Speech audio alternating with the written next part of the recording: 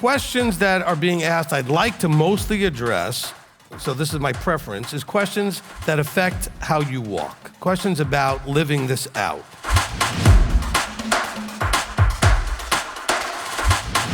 What he's always told me is, tell them that if they're doing what they're supposed to be doing, they'll be where they're supposed to be. But you need a teacher to teach you what it is you need to be doing.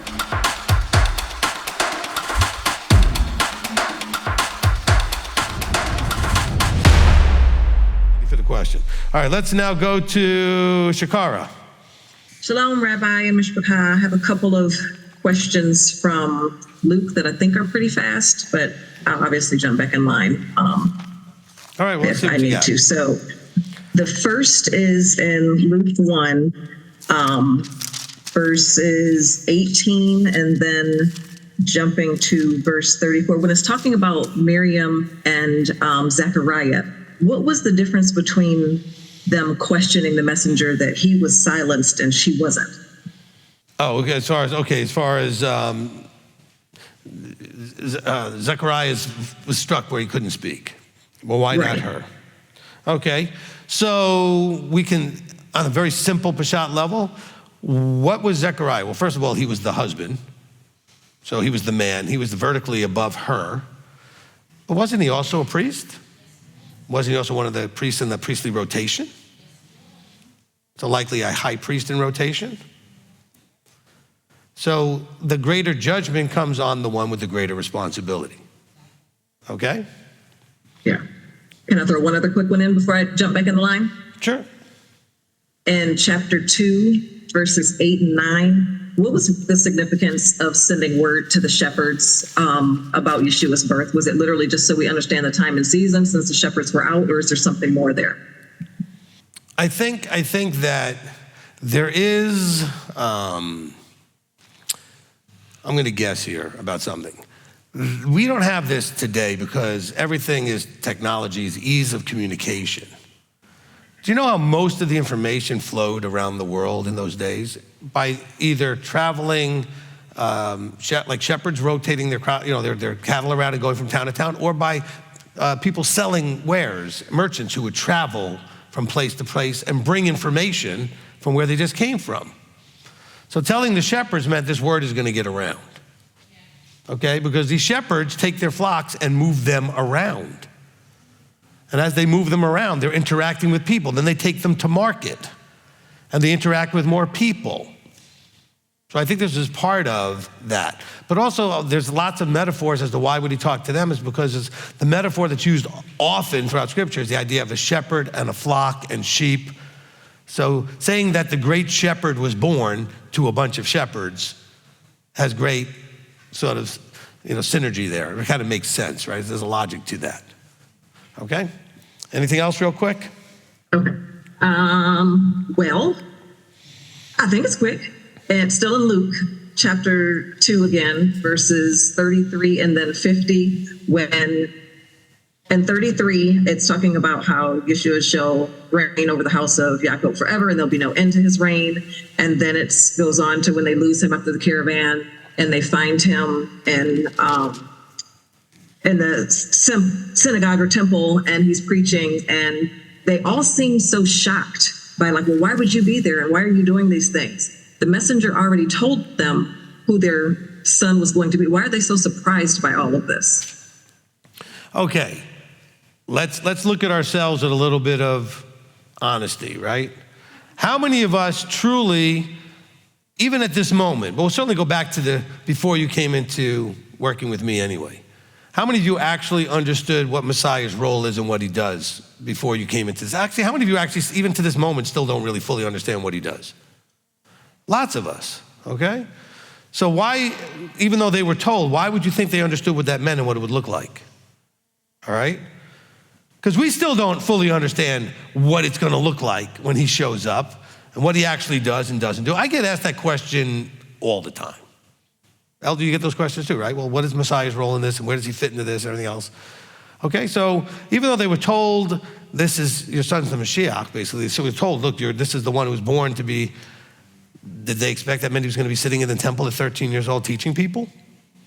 They didn't know what that was going to look like, at what age it was going to start happening, and how it was going to play out. Look, even when Miriam tells him, hey, go take care of this, and Yeshua says, whoa, my time, it's not my time, you know. But she knew he could do something about it with the wine and the water. And you're like, well, hold on a second. She was like, well, I don't understand the timing of any of this. I just know who you are. Is that making any sense, Shakara? It does. Much sense. Yes, thank you. Okay. So it's one thing to know in generalities. It's other than to not know, again, to not know all the details. What does it actually look like? Okay? It's kind of like you guys, I tell you, you need to have an anointed appointed. But then if you find one, what does that actually look like in terms of your life interacting with that person and everything else? What does that actually look like, right? So the details are not really clear in the way these things are written and discussed. So just because they were told, hey, listen, you're going to give birth to this amazing kid, they didn't know at what point that was going to play out in what way. The kid seemed pretty normal all the way to 13 years old. And all of a sudden, I don't know how he just disappears on them and they can't find him. And next thing you know, he's teaching scholars, and they're all amazed. And he looks at them like, where did you expect me to be? Well, they didn't understand what any of this meant. Can we all agree that throughout the Gospels, all the way to Revelation, that most people did not truly understand what they expected Mashiach to be and do, especially in the Gospels? Today, we still have this problem, right? The entire Jewish community does not understand what you think you understand, at least, about Mashiach. Because they expected him to do certain things that Yeshua didn't do, so therefore they think he was a Messiah. Because of their expectation. So being confused about your expectation about Messiah is pretty common, including his mother and his father, okay? Okay, no surprise there. No surprise there. Yeshua surprised everybody through his entire life. People just never really knew what to expect from him. They just didn't. Okay? All right, thank you, Shakara. All right, let me go to Shelly Bell. Yay, people are clapping for you, Shelly Bell. Hey, Shabbat Shalom, Rabbi. Shabbat Shalom, Mishpachah. Shabbat Shalom. Okay, so I have maybe two. First of all, I wanted to ask you a question about, I remember you saying in some of the teachings that I've been watching lately that when you're reading scripture, you like to have more than one witness, which means more than one place, right? Well, it means more than one writer, more than one speaker. Okay, so I've been reading a lot of the parables lately in Matthew, Mark, and Luke. I know John has none. And some of them that are in Matthew are nowhere else. Some of them that are in Luke are actually nowhere else either. So. Okay, so hold on. With parables, we have another factor, okay? A parable is to deliver what? A message, right? To make some sort of a point. So if one writer makes that point with one parable, and another writer makes the same point, but just delivers it in a different way, it's a second witness to the point. The point is what's important, not the technique used to deliver the point. So when I give you, from my brain or whatever, my analogies to help you understand things, and nobody else uses those analogies, but they use other analogies, if the point that's being made is the same, it's a second witness. Because it's witnessing to the message, not the wording of the message, okay? So when you read various parables that Yeshua said, and you don't see the same ones in different gospels, and you don't see them a certain way, so everything he said, by the way, has multiple witnesses, even in the Tanakh and with the parables that he gave in the New Testament. There's so many examples of those same things.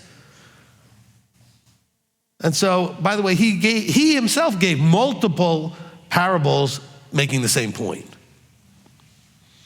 Because you don't always receive, all of you don't always receive the message clearly through one way of saying it, which is why you'll often hear me say things 4 different ways when I'm making a point. So hoping that most of you will find one of those making sense, even though all 4 of them are saying exactly the same thing. All right? Did that help? Yeah, could you answer another quick one? Sure. what does the parable in Matthew 13:52, what does that mean? Okay, hold on. I've been trying to see how it would apply, but I don't understand it enough to know what it means. Okay, so I'd have to get the context of why he's saying this. Because he said to them, therefore, the therefore messes me up right away, because now I got to go back and read why he said therefore. Okay, but therefore, every scholar of Scripture taught in the reign of the heavens is like a householder who brings out of his treasure matters renewed and old. Okay, and it came to be when Yeshua had ended these parables that he left there. Okay, so let me just kind of see what's going on here before this. All right, after a quick perusal, okay, this is very quick. What he's trying to tell you is that in order to understand these things, you need to have an understanding of both the old and the renewed. In other words, what's going on now versus what was going on then and how they connect. That would be my very simple thing. He's saying the scholars that teach the reign of the heavens, okay, it's just like a householder that brings out things that are connected to the past and to the present or the future and connects them together. Does that make sense to anybody? Okay? I mean, that's just a quick perusal of that. Did that help, Shelley? Okay, good. A lot. Okay, good. That was all I needed, and to tell everybody I love you all and I miss you so much. All right, you're very welcome. Thank you. You're welcome. All right, Beth in Urbana. Shabbat Shalom, Rabbi. Shabbat Shalom. Hey, I have two really quick questions, hopefully. One is about Shabbat in school. I have been trying to finish my RN license, and there's one class that has been kind of the bane of my existence this last year, as it has required clinicals on 2 Saturdays of the month. So I had been assured that once I get through this class, the rest of my nursing clinicals, I will be able to choose days that are not Saturday. So wanted to know what your thoughts were about that. All right, so it gets challenging when you're talking about something that I would call an emergency or necessary service, which would be medical, nursing, doctors, EMTs, police, that kind of stuff, all right? So in these clinicals, are you actually in the clinic working on and dealing with actual patients? Yes, it's patient care for these specific days. Then you're fine, because you're gonna do that with work anyway. Okay. Okay, because you need to be there doing this patient care, or these patients are gonna have big problems, all right? Correct. Okay. So that is what, again, we need police every day, all day. We need medical people in hospitals, we need EMT, we need people in these emergency services all the time. Israel always had them. That was always understood through Torah, okay? The watchman was always on the wall every day, including Saturday, all right? And so that doesn't mean that if you're working in the grocery store, you're in a necessary service.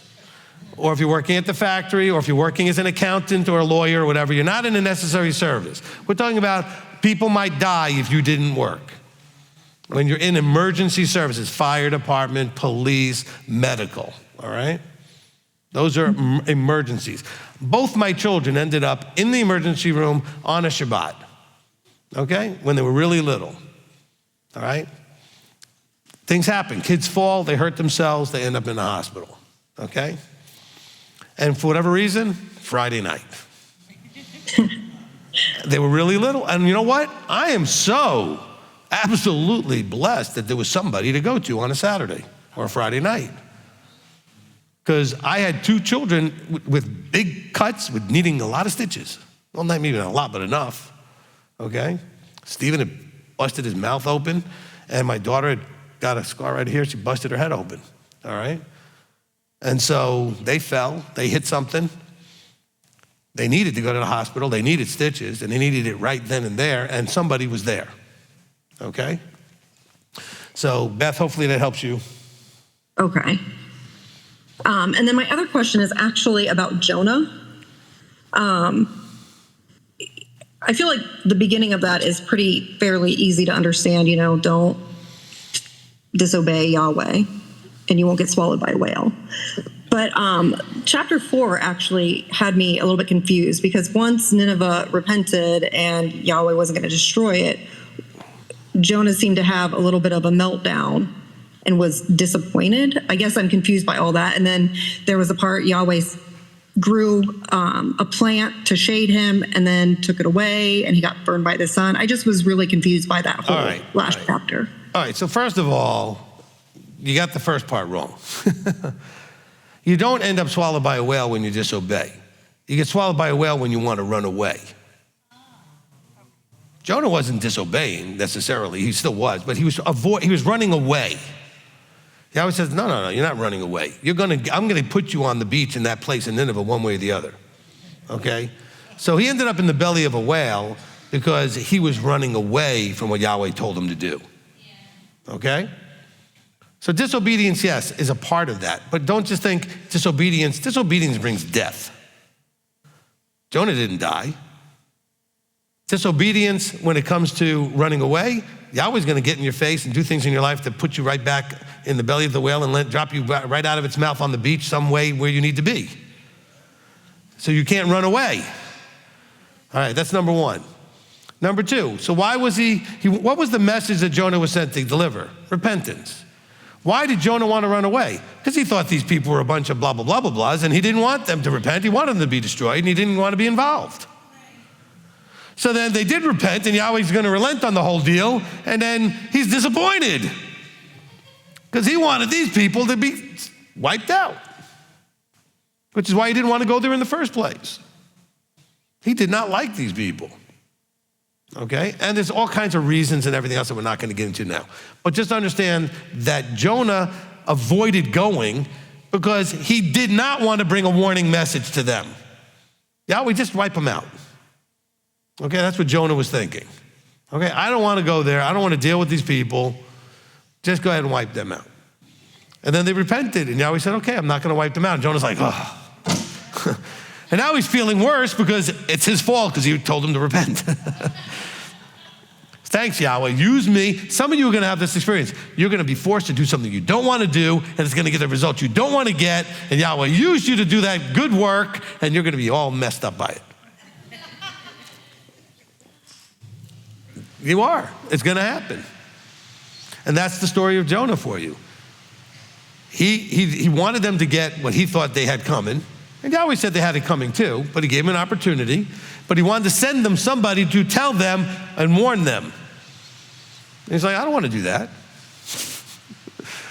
But you can't run away. But also, it's not just for you guys. It's really a message to leadership, okay? Yahweh gave this person a leadership role to do something to represent him, and he was trying to run from that. You can't run from that. Okay, I can't run from this. I couldn't try. It wouldn't work, wouldn't matter, there's no way to run from it. Because he's gonna do something to put me right back here in anyway, okay? And you might even say, in a sense, I tried to some degree because it was my journey that I took where I ended up in nothingness for 7 years. But guess where he put me right back? It wasn't my thought, it wasn't my idea, I wasn't wanting to come back, okay? So instead of putting me in the belly of a fish, he had my wife's mother go into a coma and start dying, and my wife needing answers to what's gonna happen when she dies. What's gonna happen in terms of will I ever see her again? All these things that we used to think we knew, but when you're in nothing, you don't have any of that, okay? In this, you have answers. With nothing, you have nothing. So I said so my conversation with Yah was like, I need answers because a husband for a wife. I need my role. I have to do something. And I know it needs to come from you. And that's when his answer was, that's fine, I'll give you answers, but get your seat back on, get yourself together, go find a microphone, and I'm gonna put words in your mouth. That's the only way I'm gonna give you answers. You gotta get back to doing what I called you to do in the first place. Your vacation's over. And believe me, it wasn't a vacation. Okay? That's a very short version of the story. Okay? But I'm telling you, the first thing I was told when I was asking for answers was, well, to get those answers, I'm going to start giving them to you, but you're going to go get back in gear and put on your armor, and I'm going to put you back to work. He didn't tell me where I was going to do it. I had no idea who was going to listen. I certainly didn't think it was going to be you guys. I had no idea I was going to end up in Cleveland, Tennessee, of all places. All right, I didn't even know that existed. I thought Cleveland was in Ohio, what do I know? Okay? But yet here I am, because I couldn't run from this. Not that I tried, but I sort of did. I mean, I didn't have the answers that I needed, so I just went into nothing waiting for answers to come. And they didn't for 7 years. But then in his timing, he said, okay, you've been in timeout long enough. Timing's right, I'm gonna give you answers. I said, good, I'm excited about that. I appreciate that, and it's mostly because my wife needs them. This wasn't about me. I needed it for her, and he knew that, okay? Because I said, I'm the husband, I gotta do something. I gotta be able to provide something here, comfort-wise, something. Help me to do that, and he did. All right, so thank you, Beth. Anything else? No, that's it. Thank you, Rabbi. All right, good to see you. All right, let's go to Rachel Espino and tell us where you're from. Yeah, we're from Arkansas, so not too far. Okay. I have a few questions. I actually was speaking to Rabbi Tom a couple weeks ago on this topic, and he gave me a little bit of an answer, but said I might bring it up at his own meeting just because there might be some other people that might have that same question. So this one is in regards to laws for women and their monthly cycle. Are there any things that we need to do as guidelines that we should follow in keeping Torah? Because I know that a lot of it had to do with the uncleanness and the state of uncleanness at the time, proximity to temple and or contact with those people who did enter the temple. So is there anything that we as women should know in that situation? All right, common question, comes up all the time. Okay, so first of all, we need to understand something about law. Law does have other things connected to it other than the actual law itself. There's things like jurisdiction. Where does that law apply? Sometimes it has to do with timing. When does that law apply? Some laws only apply during certain times, okay? What does it need to be implemented? So these laws, we call them the laws of Nida, okay, are related to a state called Tameh or Tahor, which has to do with temple service.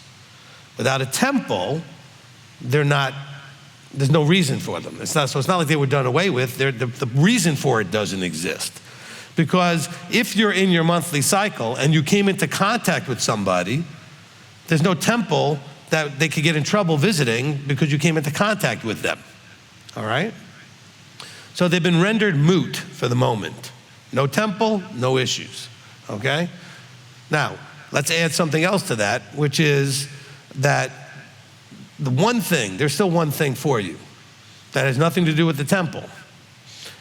There's an instruction that says that when you're on your cycle, you cannot have intimacy, okay?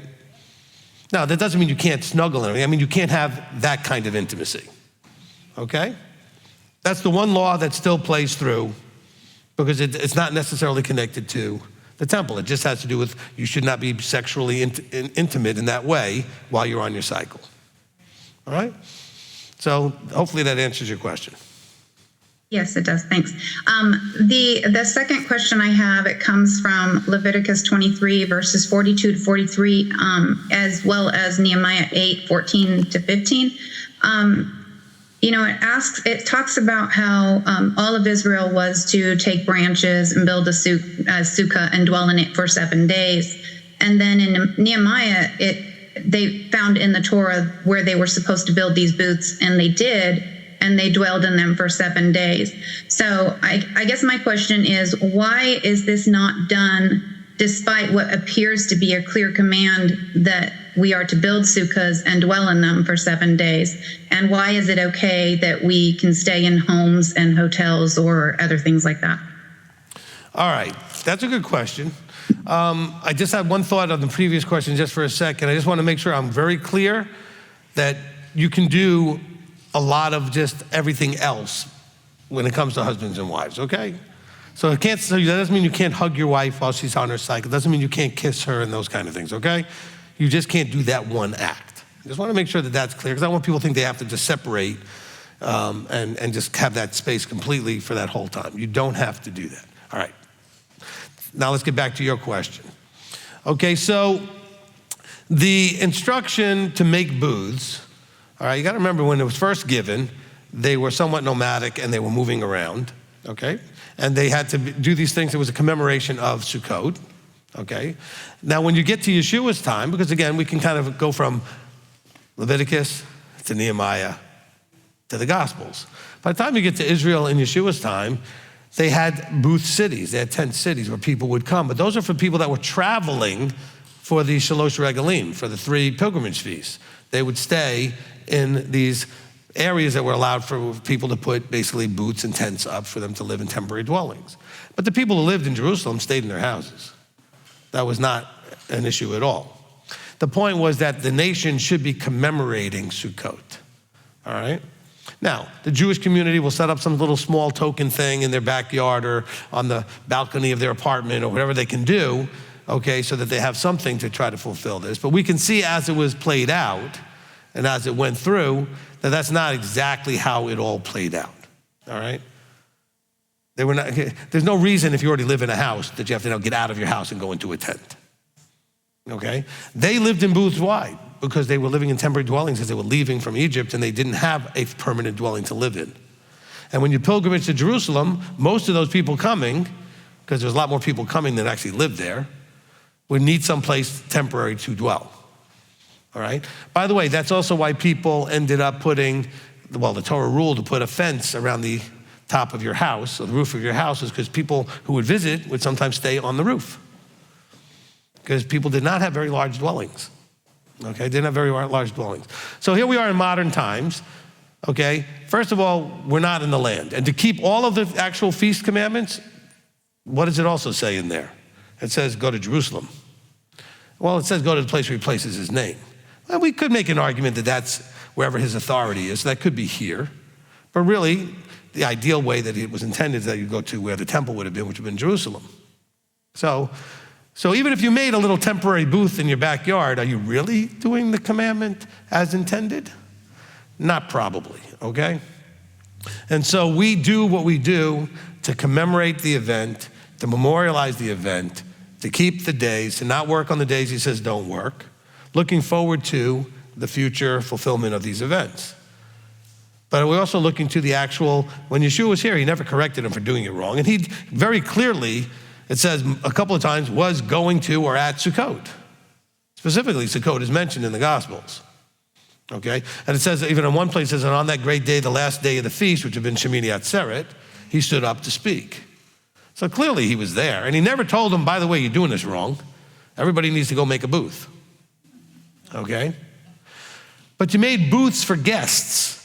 So you remember when, that's how you also know it was around Sukkot. Do you remember when Yeshua took John and Peter, and there was a little Mount of Transfiguration, as they call it, thing, right? What was the thing that the disciples right away said to Yeshua? Do we need to go make Moses and Elijah a booth? Because they're guests. So we need to give them something to sleep in, okay? So nowadays, we have things they didn't have. We have hotels. Those of us who already live here. You also have houses big enough to put guests in. I mean, sometimes we forget, because we think, oh, my apartment's so small. Well, yeah, and it's still 600, 800 square feet, and it's still got 2 bedrooms in it or whatever it's got. These people lived in little one-room things, And so they did not have room to put guests. That's why they would put them on the roof, okay? There wasn't any place to put anybody. And so hopefully that works a little bit for you, Rachel. Yes, it does. Thank you. Okay, we're making the best effort we can under the conditions we're in. We are in the dispersion, okay? All right, let's go now to, Meek.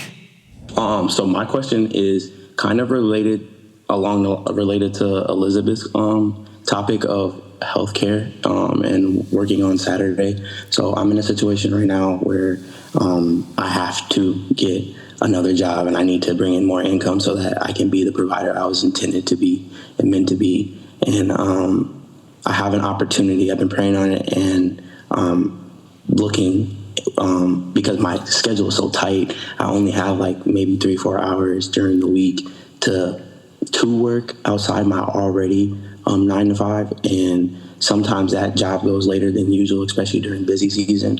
So during the week, it's harder to even pick up any extra work, let alone find another job. So I was talking to my barber, and he currently works in the hospital.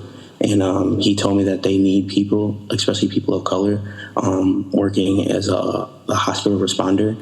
So I wanted to know, is it okay if I do apply for that job? But the thing is, every other weekend I would have to work during the weekend, but I'll be at the hospital interacting with patients and things like that.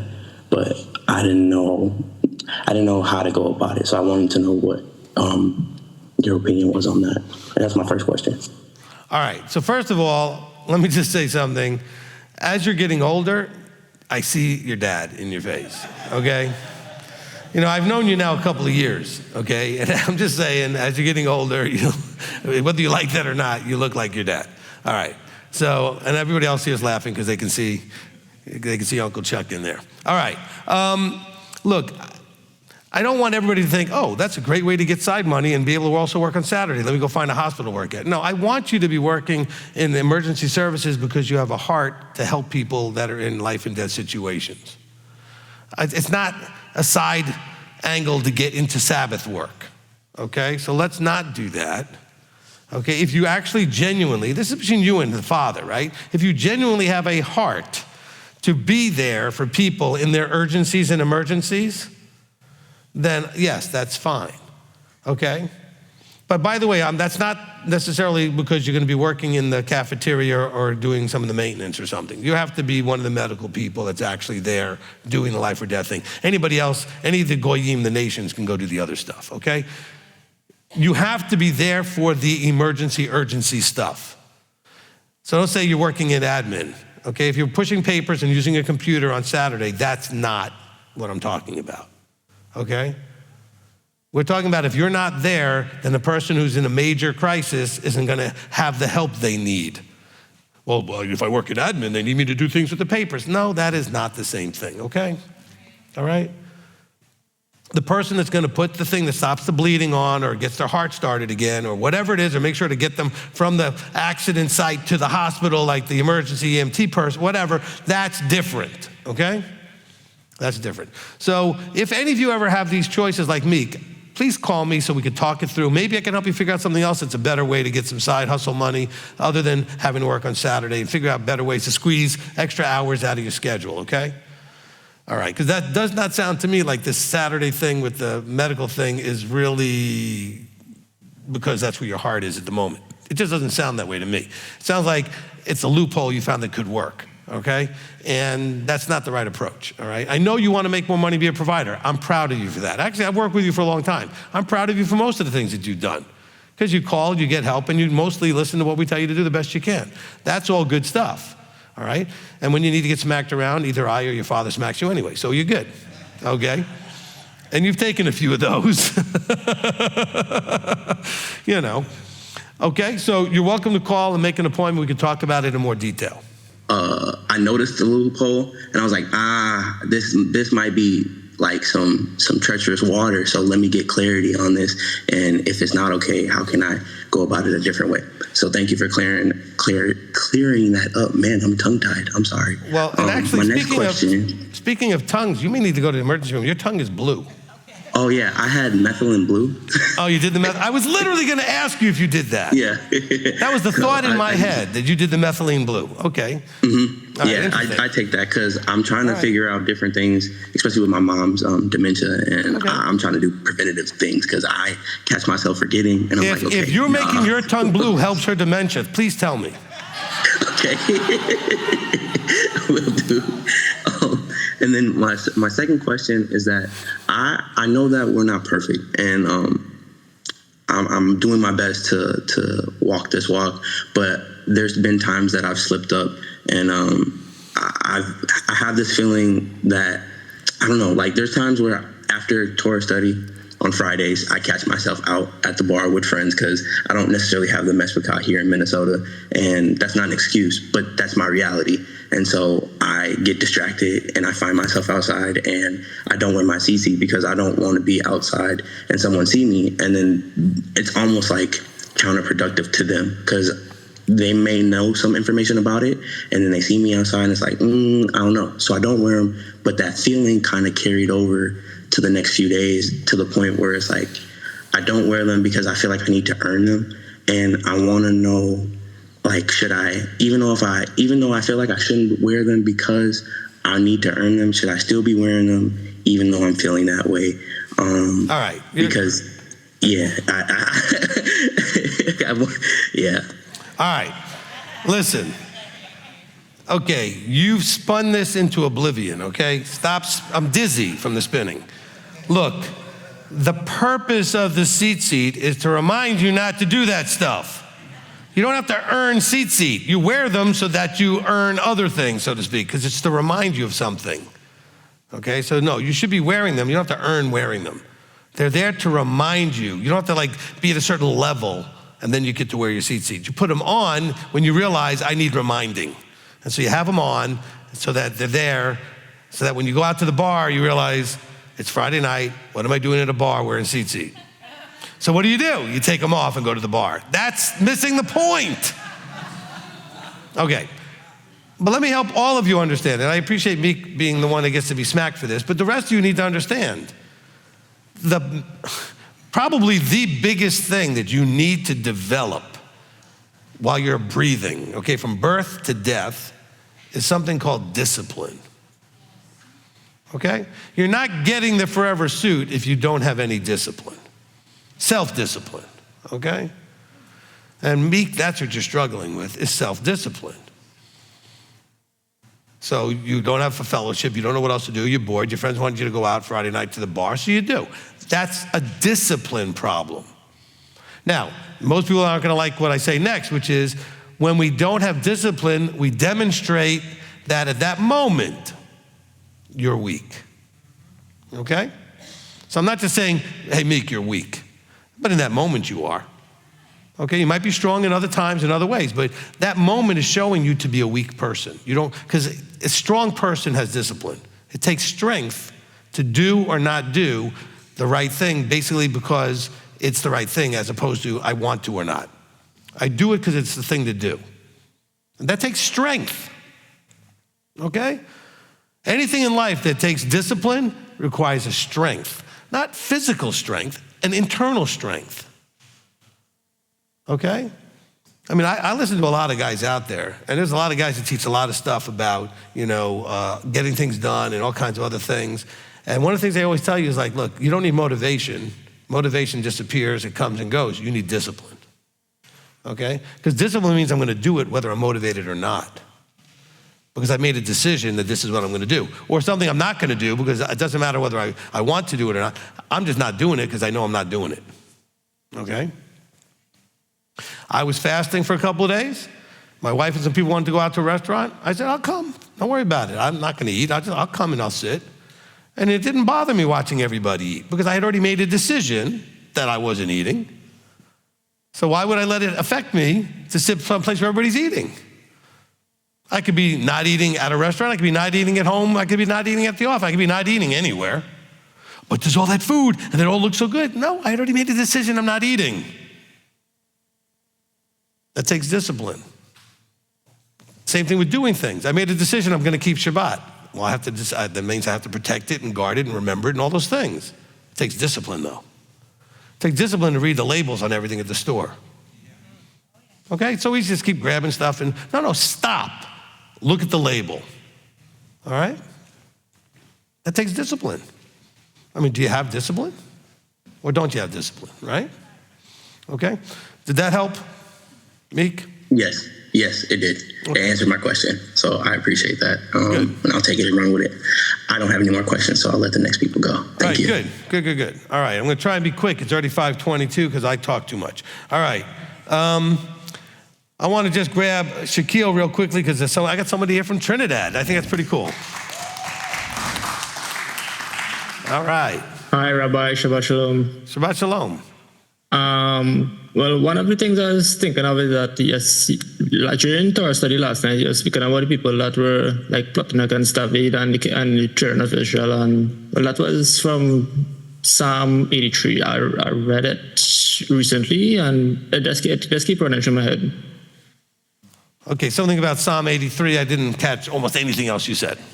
The thing where you were speaking about last night were the people that were speaking against you and plotting against you and doing all those things. Yeah, it was Psalm 83. So you think Psalm 83 addresses the same thing?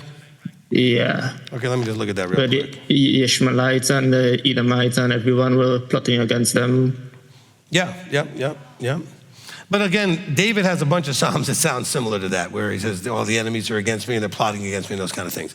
It's not unusual for leadership, but I appreciate that you pulled that one out, because if you read it, it's 18 verses, so I'm not going to read it right now. But, you know, it certainly does cover that. Thank you. Yeah, and my question is really, what do I do in a position where I'm working, but it's like when I'm working, some of the people I'm working around, they're like not following what the actual leader of the job is to do. To do. All right. Again, it's the accent and the way the internet connection is not that. So I'm not sure what you said. Something about when you're working, something's happening that you have a challenge with. What was say it again? So like working, right? When we're working, some of the people around us at working. So I work with a guy and we do like cabling stuff, internet cabling, Ethernet connections and stuff.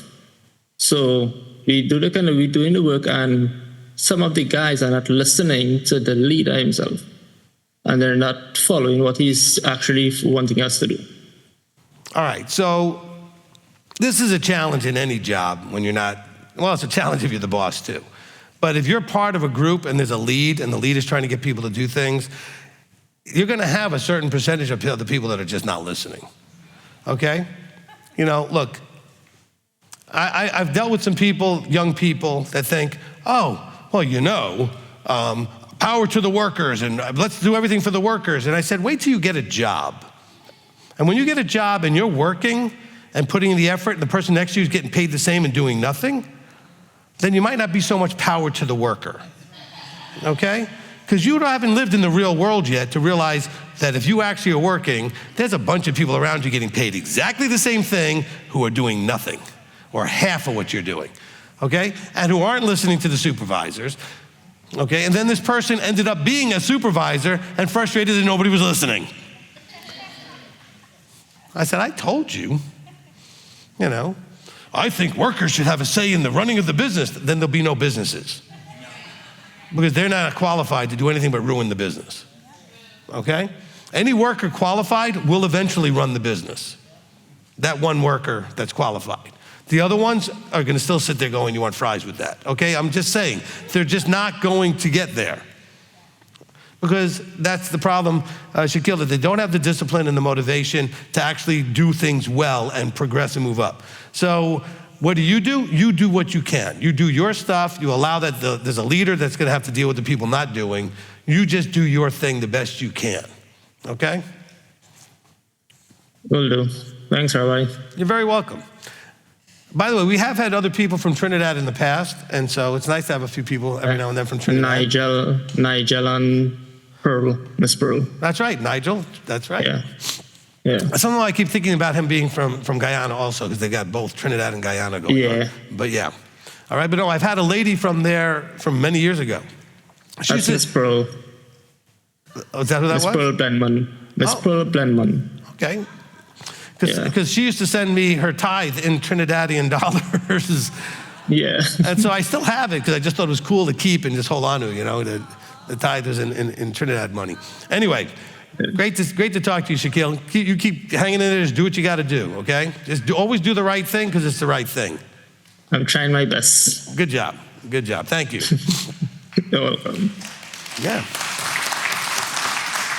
And thank you for your patience with me not understanding you at times. Okay. We're on Zoom, and it's through a system, and the whole thing is hard to do. All right, let's go to Megan. And Megan, remind us where you're at. I am from Central Nebraska. Central Nebraska. Okay. Yes. Two quick questions. Hopefully they're fast. The first one is, how do we dispose of any Bibles that we are no longer using? I have so many translations sitting around and no desire to open any of them anymore. All right. So if you've got Bibles that you don't want, look, unless you know anybody you want to give them to, or if you don't really want to give them to anybody because you don't like them, just throw them away. They're just paper with ink on them, okay? I know people get all hung up that, God's name's in it or this or that or whatever. It's a book with pages in it. It's a very powerful, valuable book that we all respect in a lot of ways, but you can dispose of it as any other book, all right? Okay, thank you so much. And my other question is, what is our response as covenanted Israelites to what's happening in the land of Israel right now? Nothing. Oh, I'm sorry. Was I supposed to give you more than that? No. That's the answer. No. Look, there is no issue whatsoever except to be paying attention. In other words, just to be aware. Like, you should be aware that there was a problem in Gaza that's still ongoing. You should be aware that there were some problems with them going into dealing with Syria. Okay, and that's still ongoing to whatever degree. Like, you need to be aware. But there's nothing for us to be involved in or emotionally affected by or emotionally because that is going to be ground zero eventually for the worst war of all time. That's what Scripture says.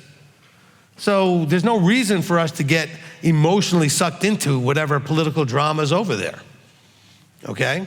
Just like you shouldn't be sucked into political drama over here. All right? That's the world stuff, and the world deals with it. I pay attention enough just to know what's happening. When I say that, I mean, if it's big enough to make the news in general, I hear about it. I don't try to go and research and find out what's going on in the land. Because if it's important and big enough, everybody will be talking about it, and I'll know. Okay, like when Gaza, had that problem, okay? That led to the ongoing little war thing we got going on right now. All right? Everybody heard about it? I heard about it too. I don't get involved in trying to find out what they're voting on in the Knesset. I don't really care if it's Netanyahu in charge or somebody else in charge, okay? The way they do things over there, whoever's in charge, if he's not in charge now, he'll be in charge again because they rotate the same 3 guys until they die. I mean, that's kind of what they do. Netanyahu's been in charge 5, 10, 15 times, whatever, okay? All right? And the only reason the other guy that he used to switch back and forth with doesn't keep going is because he died, okay? It just seems to be the way they do things over there. So I don't care who's in charge, all right? Just so we're clear on these things, all right? All right. Anything else? No, thank you so much. All right, good. That was quick. Let's go now to John and Shelley Foster and tell us where you are. Shabbat Shalom, everyone. We're from Oklahoma. Okay. I'll just make mine awful quick. So how much should we, when we start counseling with you, how much is too much? Once a week? Twice a month?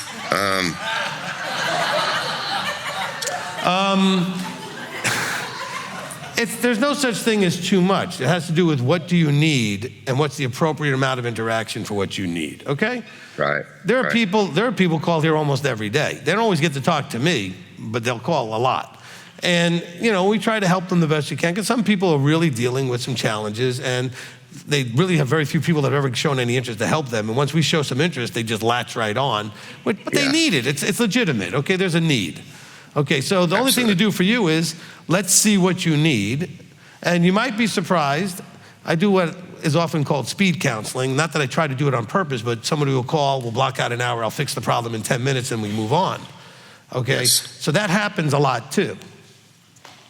Yes. Okay? Yeah, I was just curious because it's like I need counseling for myself. My wife needs some, and then together. I just didn't know. Do we just combine it all together and try to start from there? No, I think there's not a standard way of doing this, but a lot of times it's helpful to talk to each of you together, maybe to begin with, if that's what you want, or I could talk to you individually first and then together. It doesn't matter. Okay? It's a matter of what you guys want to deal with first. Do you want to deal with together whatever your issues are, or do you want to deal with your own issues individually first? That's up to you. Just call, talk to Elder. He has my calendar, and he'll put you on the schedule. But I do that often when it's a couple having issues. I do all 3 of those, the couple together and then each of them separately, okay? Awesome. And from that, I'll just save questions for emails. Thank you for your time. Okay, emails, you can send as many as you want because I'm never going to see it. Rabbi Tom gets most of them. Elder gets the rest of them, or he sends them to Rabbi Tom.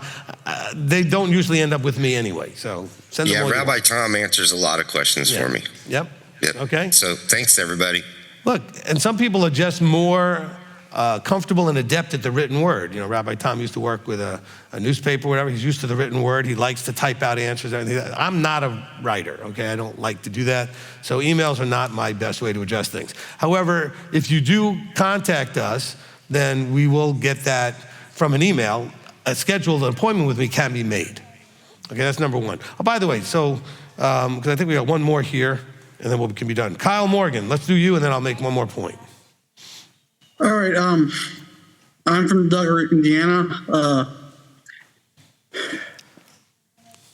I'm gonna be honest, I'm having a hard time doing this. This is my first time. I've been watching you since about last year, about the same time. Right, and let me just tell everybody, he doesn't have his camera on, which is why you're not seeing him, okay? So don't worry about that. Go ahead. I want to first start off and say that I want to give you a lot of thanks and praise, because since listening to you and your teachings, especially on Shabbat, it's really helped me reframe my mindset. I'm still not where I need to be, and I've been lately struggling with, my question is, I've been struggling with, I feel like I have imposter syndrome. I feel like that sometimes I feel like I'm not really called. To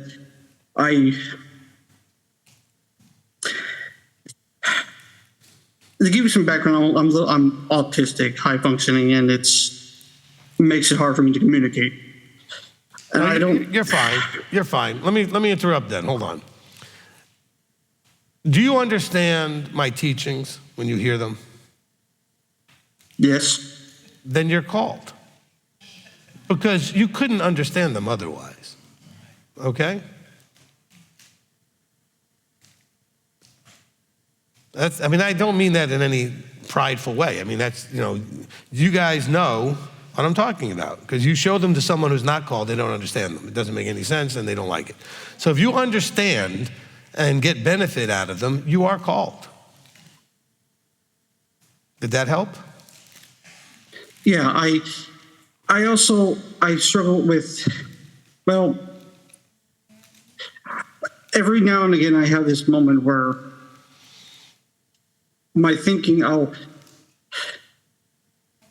I think way too much and probably focus on the wrong things, and I get frustrated, and my thoughts circle and circle, and I get angry. A lot of times at myself, and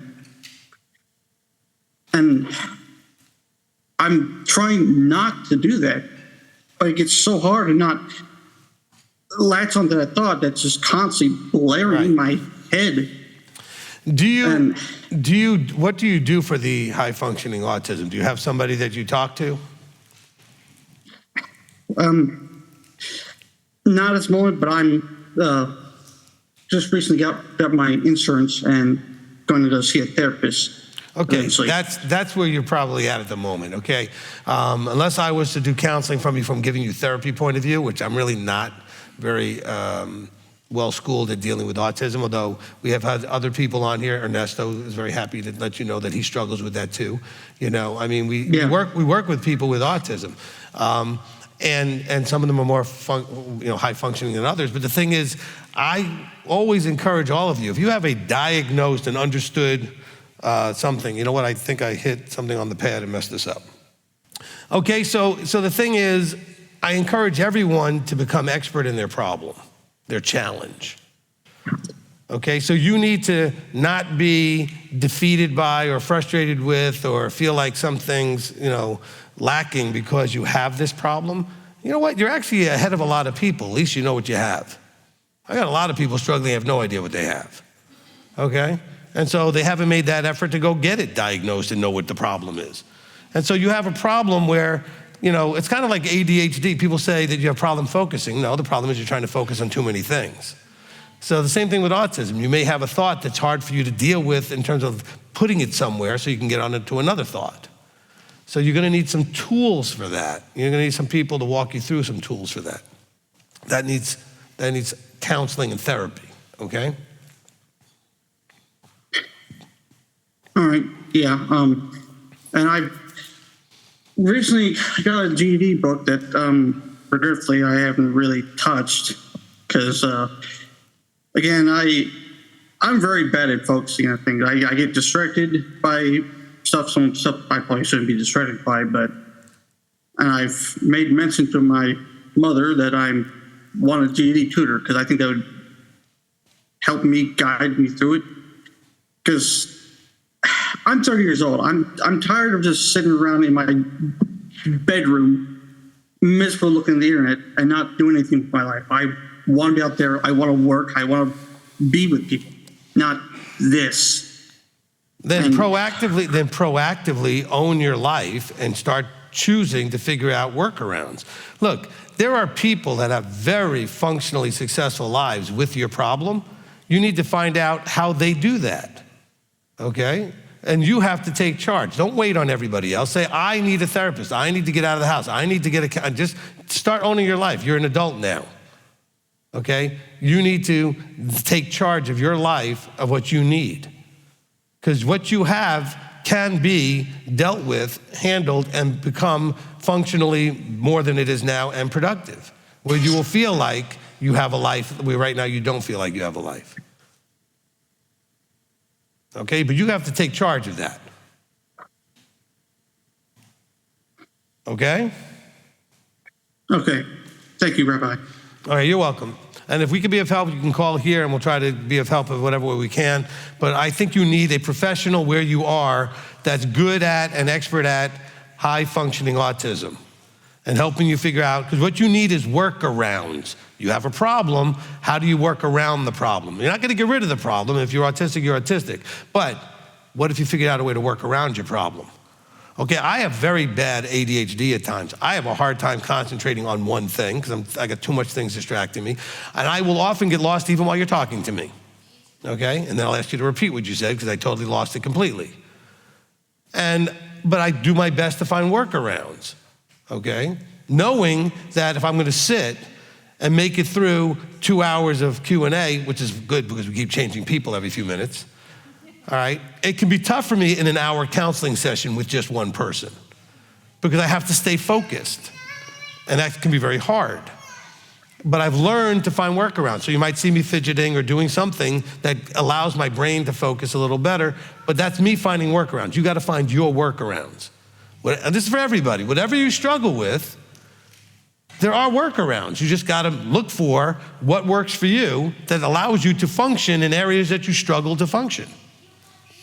Okay? It's not real complicated conceptually. It's hard to find the thing that actually works for you because you have to make an effort to try. And by trial and error, eventually you'll find some things that really work. You can make that a little more likely to be successful by going and asking other people, because what they found that works may work for you. It may not, but at least it may work for you because somebody else found something that works. And so that's what I would recommend you do, okay? All right. Okay. Do we have more people waiting other than Edwin? Okay, Edwin, we're gonna let you be last even though we're already running late, but go ahead, Edwin. You get to be last. And tell everybody Awesome. where are you located? Shabbat Shalom, Rabbi. I'm in California. Okay, awesome. Okay. So I have a question. So I have a son who's 4 and he's turning 5. So what's your opinion when it comes to school? You know, because I know if we send our son to regular school or a traditional school, they celebrate all the holidays that I kind of don't want him to celebrate, like Easter, Christmas, or etc. So what do you recommend for kids that are about to start school? All right, so first of all, it's an easier question knowing that you're in California.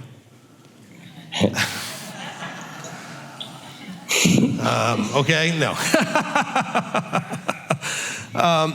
Look, this, I can't tell you what to do here, okay? A lot of people homeschool, a lot of people send their kids to public school. I was in public school. Public school is not the same today as it was when I was in public school, okay? There are advantages, believe it or not, to both. Having your children already get to experience a lot of what goes on in the world, so they already know what they're dealing with, it can be an advantage, it can be a disadvantage. Sheltering them in a homeschool, if you don't give them enough exposure to what's going on out there, they will be not prepared for what's out there, okay? I remember watching we didn't have kids yet, but my wife and I knew some people when we first started ministry. As a matter of fact, everybody we knew homeschooled their kids. But a lot of the homeschooled kids, they were very weird.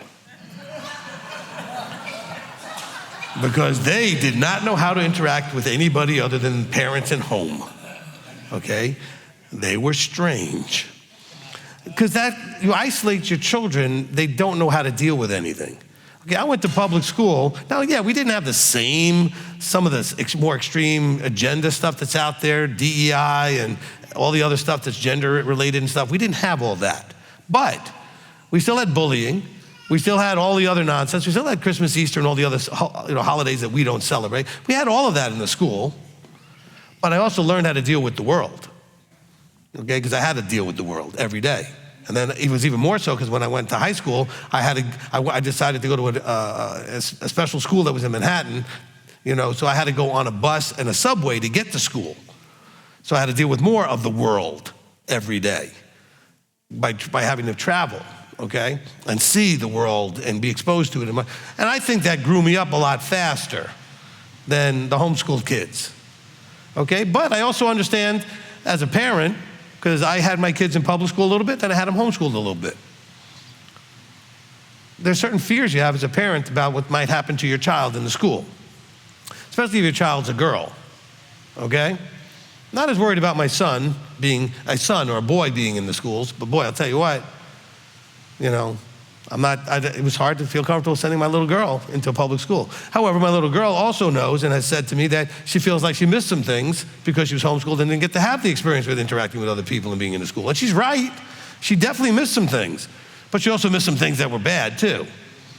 How do you balance that out? Sadly, I got to tell you, Edwin, it's on you. Okay, I can't really tell you what to do. Do the best you can. Now, when it comes to if you do send them to public school, you can ask the teachers and say, look, my children don't observe these things. Can they have something alternative to do when you do those things, okay? And often enough, they'll let you do that. I don't know about California, but other places, they'll let you do that, okay? All right. Thank you. Okay, that'll be it for Zone 1.